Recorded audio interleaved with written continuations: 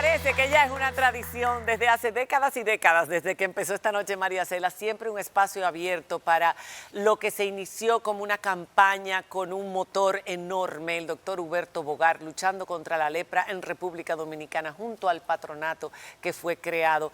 Hoy en día ha dado frutos maravillosos y están aquí para contarnos todo lo que se ha logrado. En ese sentido está la doctora doña Emma Guzmán, quien es dermatóloga y presidenta del Patronato de la Lucha contra la Lepra, y don Juan Periche Fernández, quien es especialista en dermatología y leprología, que yo no sabía que existía una especialidad de leprología, director nacional precisamente del Programa Nacional de Control de Lepra. Bienvenidos ambos, gracias por estar con nosotros. Gracias a ustedes por permitirnos estar aquí presentes y sobre todo orientar a la población. Ese instituto que visité yo hace muy poco, fundado por, y lo he visitado en varias ocasiones, por el doctor Huberto Bogar, que en paz descanse, yo diría que es el padre de la dermatología en República Dominicana, alguien que ha luchado y que luchó tanto y venía siempre aquí a anunciar los desfiles de modas que se hacían para recaudar fondos en su lucha contra este mal que diezmaba a nuestra población.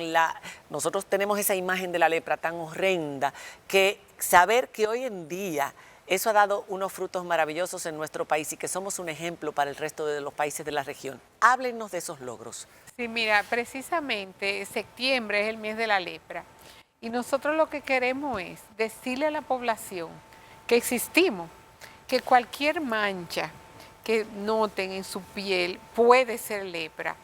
Que la lepra no es aquella imagen de deformación. De la época de Cristo y de la Biblia. Nosotros tenemos al leproso, aquel que fue curado, y pensamos que si no tenemos ese cuadro, no es lepra. No, con la piel. Ya esa imagen no existe prácticamente no existe en nosotros, porque un diagnóstico a tiempo, que es lo que nosotros queremos con la atención primaria, con un diagnóstico temprano, evitar esos extremos de la enfermedad. O sea, lo que queremos es que estos pacientes puedan tener un tratamiento, que dicho sea de paso, es un tratamiento que puede tardar desde 6 meses hasta 2 años, completamente gratuito. O sea, por eso es que nosotros no nos cansamos de seguir los pasos del doctor Bogar para que toda la población tenga, vamos a decir, el acceso a acudir a las unidades dermatológicas. Siguiendo con la línea de la pregunta de María Cela, ¿cuál era la incidencia de la lepra hace unos años y cuál es actualmente para evidenciar el trabajo que se ha hecho a través de ustedes? Miren, el punto más grande, más alto en la historia del programa de control de la lepra fue en los años 70, cuando el Instituto Dermatológico logró abarcar toda la República Dominicana. Cuando pudimos llegar al último rincón de nuestro país, se diagnosticaron ese año, 1974, 478 casos nuevos de lepra. Desde entonces hemos ido disminuyendo al punto de que en los últimos 3 años menos de 100 casos. Pero es un esfuerzo muy grande el que se tiene que hacer, porque la lepra es una enfermedad que empieza, como decía la doctora, con unas manchas que no duelen, no pican y el paciente no le da importancia.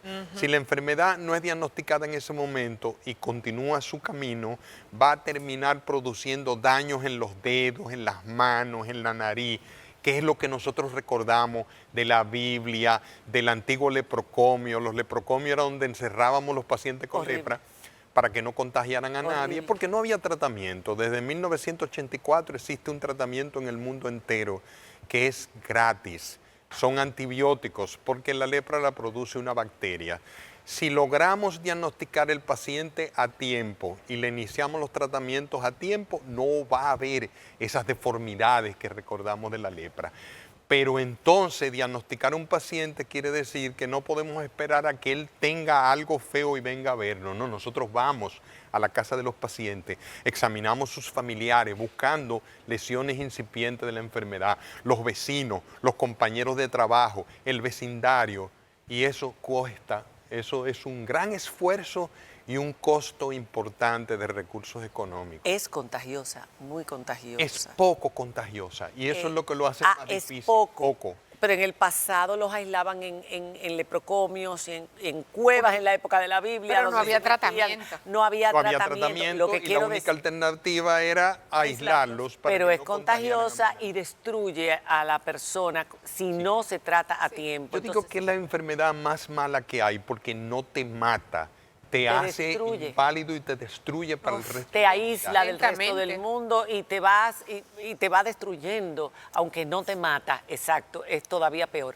La pregunta mía es, ¿cómo ha ido, que la hemos dicho, por ejemplo, el año pasado creo que fueron 94 casos detectados, y cómo ha ido mejorando en los últimos años y qué efecto tiene eso a nivel internacional, porque esto ha sido una batalla del mundo entero, no ha sido una batalla solo de República Dominicana, y con relación a los demás países de la zona, ¿cómo está República Dominicana en esta batalla?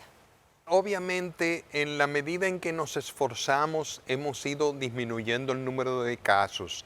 Y eso quiere decir que todavía es más difícil porque hay que examinar más personas para encontrar casos con lepra, ¿verdad? Y eso necesita un mayor esfuerzo. En República Dominicana nosotros tenemos, comparado con los países de la región, tenemos un buen estándar, menos de 100 pacientes al año, sobre todo por la población de los dominicanos, porque no nos podemos comparar a Colombia, que tiene 100 veces más habitantes que nosotros. ¿Y Haití? Haití es un problema. Haití es un problema porque en Haití no hay control de la lepra tan bueno como el de nosotros, y no solo los haitianos que migran hacia acá, sino los dominicanos que vamos a hacer negocio a Haití y volvemos. Pero Haití hay es un problema serio. pacientes actuales que son haitianos, Sí, sí, sí. la mayoría o la mayoría No, sigue la siendo mayoría de los son pacientes dominicanos. dominicanos. La mayoría son dominicanos, pero tenemos un número importante de pacientes. Y el haitiano no sabe qué hacer cuando está enfermo aquí. Nosotros le damos tratamiento, o sea, nosotros andamos, porque de nuevo, cuando tenemos un paciente haitiano diagnosticado con lepra, sus familiares son Ya, examinados. Hay que examinarlo. Ok. Doctor, y una pregunta que quizás debía ser el inicio. ¿Todos somos propensos a contraer lepra? ¿Es una bacteria? ¿Cómo se contrae esa bacteria y qué debemos evitar? No, pero Ok, es interesante. Hay un factor genético. Definitivamente, por ejemplo, yo he trabajado 25 años con casos de lepra.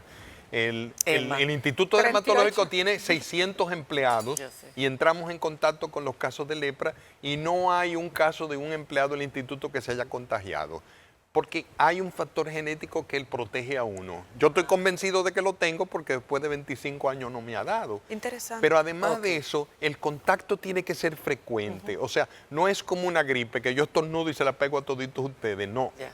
es alguien que vive conmigo y que entra en contacto con mis microbios. No he recibido tratamiento, vive conmigo y yo estoy llenando el medio ambiente de microbios y él lo está respirando, y esos microbios logran en algún momento Ok. vencer tu sistema de defensa y te da la enfermedad. ¿Fondos hay para todo lo que hay que hacer? ¿No es Bueno, como antes o ya para cerrar? no, Emma? siempre A ver. necesitamos fondos, porque es un programa que se involucran muchas personas.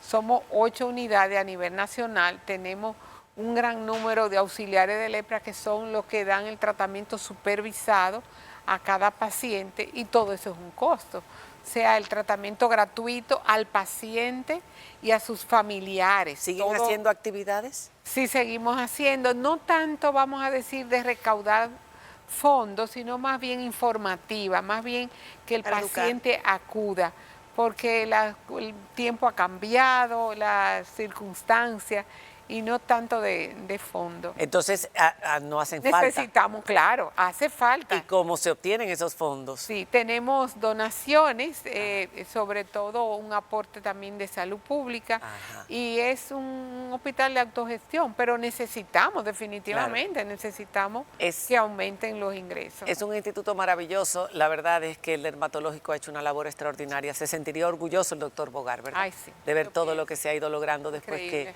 que se nos fue. Gracias por haber estado con nosotros. Gracias a ustedes por Bueno. darnos esta oportunidad. Regresamos en un instante. Tenemos aquí al director de Adocine y a José María Cabral. Vamos a hablar de lo que podría pasar con la ley de cine. No se mueva, ya volvemos.